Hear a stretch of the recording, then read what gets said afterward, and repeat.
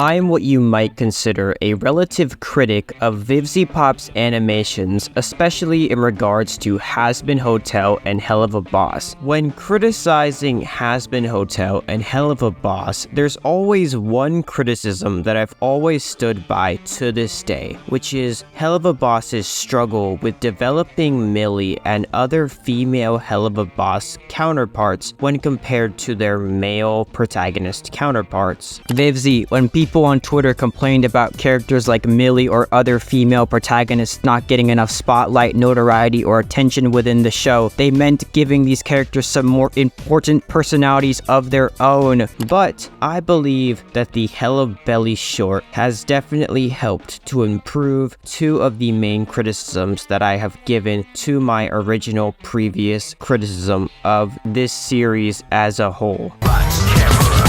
If you haven't watched my previous critique of Helluva Boss's series Unhappy Campers, I highly recommend you do so later on, but to give a quick TLDR, one of the main things that I got onto the episode was not only the episode's rather lackluster representation of various female characters, primarily Millie, but also when it comes to how exactly they balance out Millie with other characters within certain episodes. As one of the main things that I got onto the episode for was that while proceeding to give Millie more representation, it didn't really give us anything that we haven't already seen. The show, for as little in-depth of Millie's character has given to us, they've already established numerous times that Millie is this pseudo badass woman that helps save Moxxie's ass and shines brightly when needed, as well as not having Millie have the proper opportunity to be confronted with some of her behavior. If you want to make Millie and Moxxie more diversified characters, why not have Millie all in all realizing how unsupportive, unaware, and how much of a bad wife that they've been acting, with the final scenes acknowledging how much Millie let the fame get inside her head. Like, it's literally that simple. But also how exactly Millie voices her struggles properly with other characters. And I had hoped that my husband would be there to support me half as much as I've supported him this week. Stop the cap. Again, no, this is far from the truth. Half of the time, Moxxie wasn't able to kill this counselor because you made no attempt to help or support this man, who is your husband, mind you. As in this episode, not only was there this cringe temporary reversal of the characters' genders due to them being like wearing disguises for that. Now, aside from these costumes essentially just serving as just basic fan service material, these costumes literally serve no purpose other than to just be the essential joke of, hey, look what happens when the characters are playing reverse personalities. The male character finally becomes the aforementioned straight man or butt of the joke, and the female character becomes the important spotlight, talk of the town, and notoriety to all. But the only purpose for that was just to show Millie as this same old pseudo badass woman that we've already seen as a format from time to time, again and again in the previous episodes. This does nothing to help Millie look more diverse or more new as a character. We've already seen Millie be shown as a successful, powerful, and well-loved character already throughout this entire show. You guys are just repeating the same thing you guys have done. And not to say that there's anything wrong with that, but you need to have a bit more depth than just, oh, this character kicks ass. Like, we need a little bit more than just Lara Croft all the time. We need some more three-dimensional features here. And this is one of the main things that I got onto the episode for. How do these shows' writers not realize that when you only show positive aspects of a certain character or certain person within a certain program, you end up making the character bland and oversimplified? This does nothing to help Millie look more diverse or more new as a character. Hence why I believe that the Helluva Boss short, having Millie spend one-on-one time with Sallie Mae, with it also excluding Moxxie, gave the writers a bit more of a way to have more of a one-on-one bond with Sallie Mae, kind of like in the Diary of a Wimpy Kid series. There were certain instances where the writers had geniusly helped open up the characters as more than just older brother Roderick and younger brother Greg consistently going for each other's throats. You can't go on without me. I started Loaded Dice. That's rock and roll, bro. You let Roger play in the talent show. I'll do the magic thing with Rowley. You do that just so your brother can play? Yes. Giving a chance for these two to bond, It's about time, little bro, that you learn the secrets to an easy life. to envision their dynamic as more than just sibling rivalry, helping to make the movie more watchable. And this is exactly what the Helluva Bosses' latest short has done, as by having Millie spend time with a sibling, not only are they able to come together and talk about their issues, with Sallie Mae, for instance, opening up a bit more to Millie about how, regardless of the comments Sallie makes towards her, How come Sallie Mae still gets to compete? Because in Canada they don't find the body. or making intimidating jabs towards Millie, You don't need my parents to respect you. They will eventually. No, they won't. What? I'm right, ain't I? How pissed would you be if I bet on him dying? which she's in her right to do so, as Millie is a very competitive person as well. But in this latest short, we saw a little bit more of a loving family and more warm-hearted, caring side towards Millie's character, about how Sallie Mae was able to open up with her issues regarding Millie, distancing herself from the family farm so much. Yeah, I mean, with so many exciting things here, it's no wonder you never make your way back home. What? You know, the Wrath Ring, all that dirt, rust, and boring nothingness. Not much of a thriving club scene down there. Why visit that, right? As well as Millie voicing her issues, Sal. I'm sorry. Things get real crazy and busy over here, and they kind of took Stolas and Octavia's demographic, Dad, so sorry. I'm just relieved you're okay. I just wanted to see the stars you promised. The stars? Oh, my dear sweet Fia, I am so... I know, Dad, it's okay. You're here now. but performed it in a more better way, by essentially showing how it's really neither family member's fault, as over time, this episode kind of helps to show that family members will end up distancing other family members progressively and not seeing each other as much due to whatever happens in their later livelihood. And obviously there will be some lonely feelings there, which is something that we've also seen be used as a format within various episodes, such as Blitzos in the ending of Ozzy's, when Blitzos looks through his phone's pictures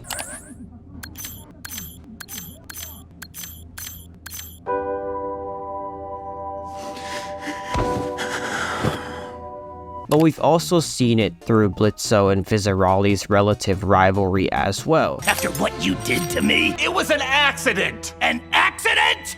You always had it out for me, but you didn't even care! I did care! Look, I'm sorry, Fizz, but you have no idea what I lost in that fire. I'd hate me too. So overall, in this instance, this short kind of helps to once again take a format that they've had in previous episodes and condense it to a more or less solvable situation, and thus helping to initiate the importance of family bond and how it will always be thicker than any other bond out there, using Sallie Mae and Millie to represent this by showing that regardless of how many fights they get into, how many condescending remarks they make towards each other, or how much they try to one-up each other, at the end of the day, they know that they will always have the other family's back regardless, and will always be there to support one another, as that's all they simply want from the other counterpart. And this episode helps to initiate that perfectly. And overall, I guess my one major criticism here would mainly be for when Millie says this to Sallie Mae.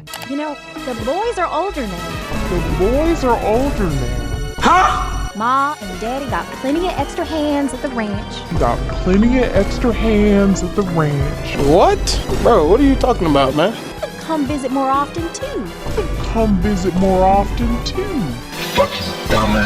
Which, if anything, only really goes to show like Millie's inherent ignorance between the two of them and their bond together, as well as the situation as a whole. And I feel like they should have had Sallie Mae fight against Millie's request rather than just simply folding to Millie like she did in this episode. And granted, if this wasn't a Helluva Boss short and rather it was an actually extended episode, they could have probably had an opportunity to work on that a bit more with Millie and be like, having Sallie Mae go, "How can I take time off the farm? I'm the oldest one there. Of course I have to rightfully take charge. Me and the parents have trust issues regarding what happened to the last help we received, Stryker. How can I just ask mom and dad to take more time off the farm? Are you high?" But nonetheless, aside from that dialogue kind of being a little bit out of place, the overall demographic between Sallie Mae and Millie is represented relatively well. But that aside, we then cut to scenes of them just competing again, and obviously it's nothing that we wouldn't see out of nowhere within sibling rivalries. You know, you compete with your sibling, whether it be sports or whatever dumb thing you decide to fight about. But that aside, the episode then ends on a relatively solid note with them after competing, kind of patching up each other's wounds and then kind of going back to just chillaxing with one another. Them finally showing Moxxie's appearance pop up for the first time within this short, which goes to show you that Helluva Boss can help to give other female protag characters more depth and importance throughout this show if they just give them the opportunity to take more charge and not have so much reliance and influence on the other male characters' screw-ups or misdoings, which is one of the main things that I consistently got onto in my review of Unhappy Campers, which is that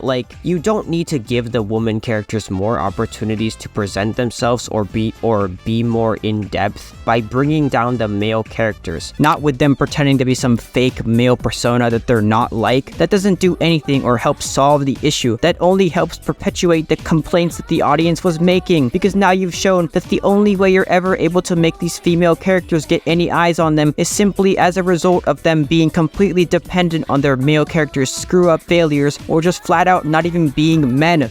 As you can bring both of them up whilst also putting more attention towards both characters, which is exactly what this episode helped to produce the best, as there wasn't really one time where the male protagonist or counterpart got demeaned or ever had a negative side or some sort of mandatory screw-up happen in order for the female protag counterpart to come in and be the saving quote-unquote spotlight for the scenes of this episode. But anyways, that aside, let's establish my final thoughts. Game over! Overall, when it comes to this short, it ended on a pretty solid note, and while I'm not exactly sure how the writers will be able to thoroughly translate the same amount of perfection that they showed within this episode to their more longer, non-short related episodes, as when you have to pad out the runtime a bit longer, it'll be rather interesting to see if they will still be able to successfully create certain female character demographics or female counterpart conflict or orientations when they have to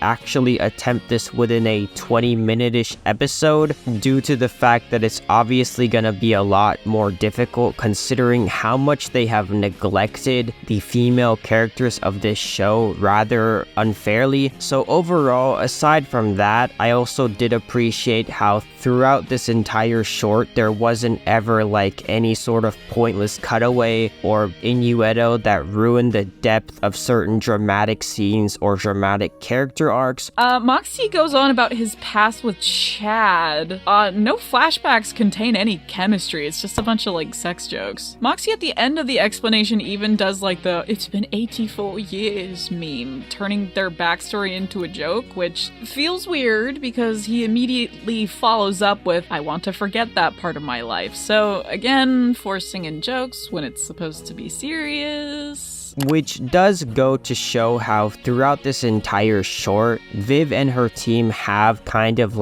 started to get the realization that it's better for them to be more serious during certain scenes that actually need to be serious, as that's one of the main things that I got onto Hazbin Hotel for within certain scenes, such as for instance during the scene of Charlie grilling her dad. The scene that was supposed to be dramatic gets ruined by, for no reason, having them cut to a stupid angel dust punchline cutaway. You see? This is exactly what I'm talking about, Charlie. Dad, stop! He's defending this hotel. How come he can have faith in me, but my own father can't? Ooh, drama.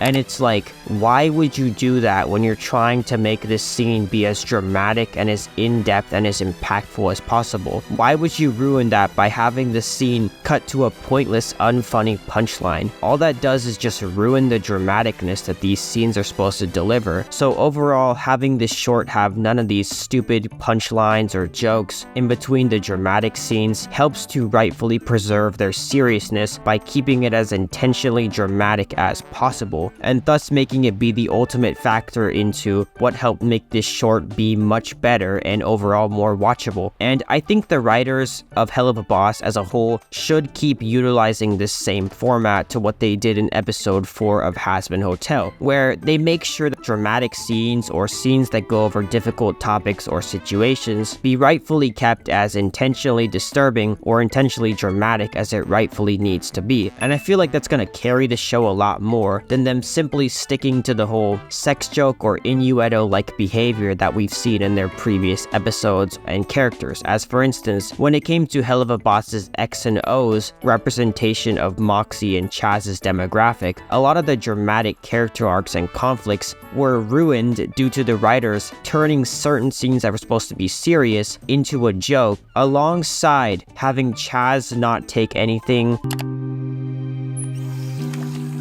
Like what I've done with the place? Just get out of here. Come on, Mox.